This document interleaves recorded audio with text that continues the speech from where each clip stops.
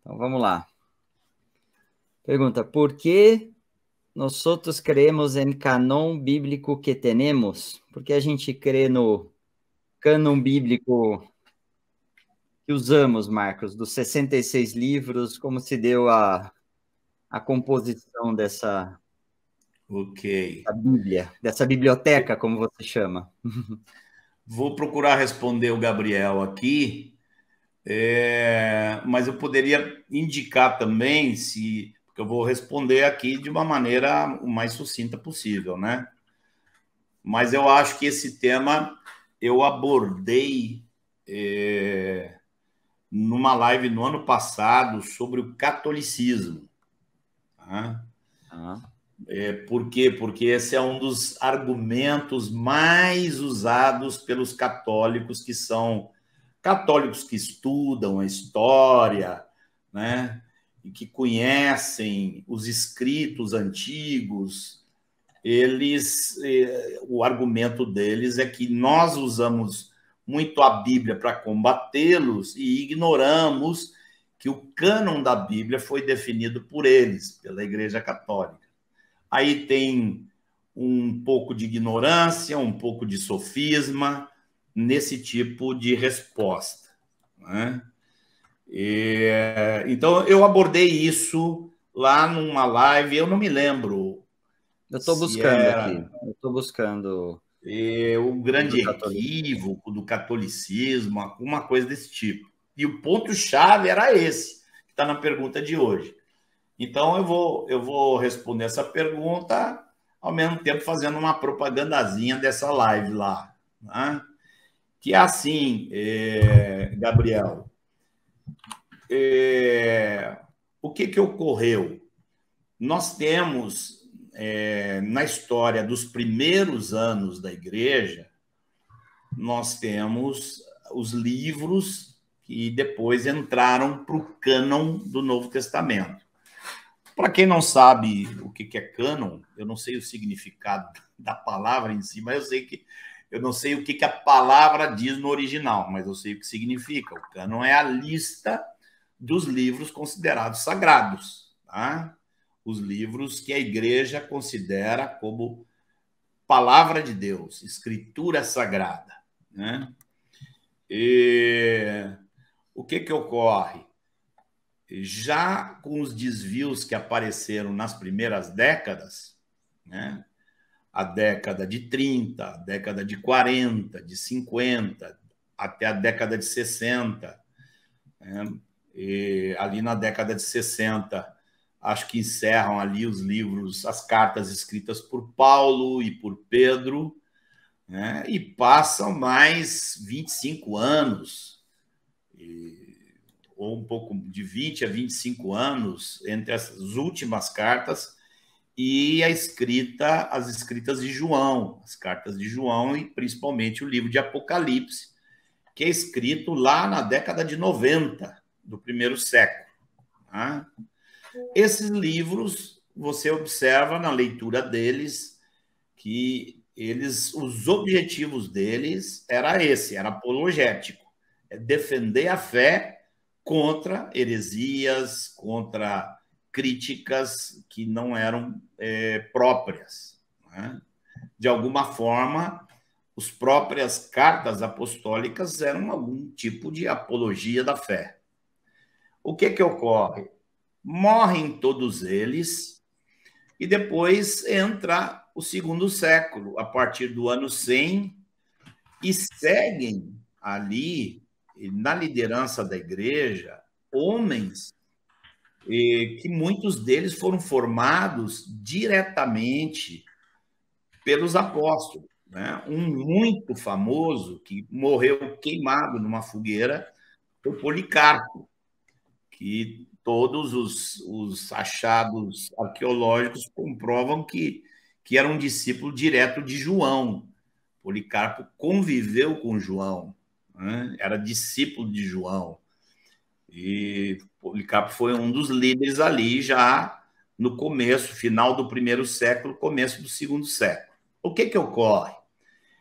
Continua havendo mentiras contra a igreja, muitas mentiras contra a igreja e entrada de heresias. Então, no segundo século, muitos líderes cristãos também começaram a escrever. Tá? Eu nunca memorizo bem o nome daqueles que eram do segundo século, eu creio que Clemente era um deles. Eu já posso ver aqui, até nesse livro aqui, ó. Já digo para vocês. Mas ali no século II, a gente tem... cadê o índice aqui? O índice imenso, que não termina. E você tem...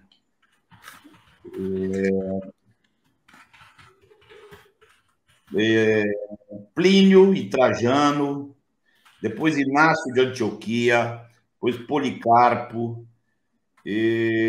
a perseguição depois debaixo de Marco Aurélio, né? Depois você começa a ver aparecimento de outros, né? E a apologia da fé foi crescendo.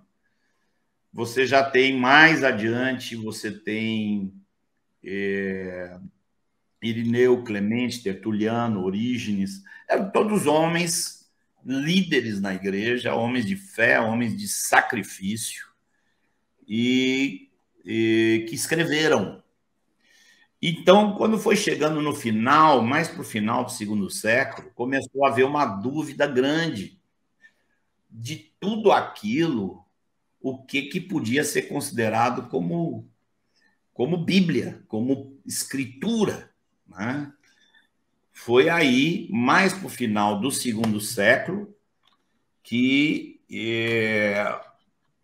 muitos, então, da liderança decidiram juntos que iam considerar como livros sagrados apenas os livros que eram escritos, tinham sido escritos pelos apóstolos, ou seja, os livros que ali do primeiro século até João, que apenas aqueles iam ser considerados. Havia alguns livros do primeiro século também que foram considerados como apócrifos, né?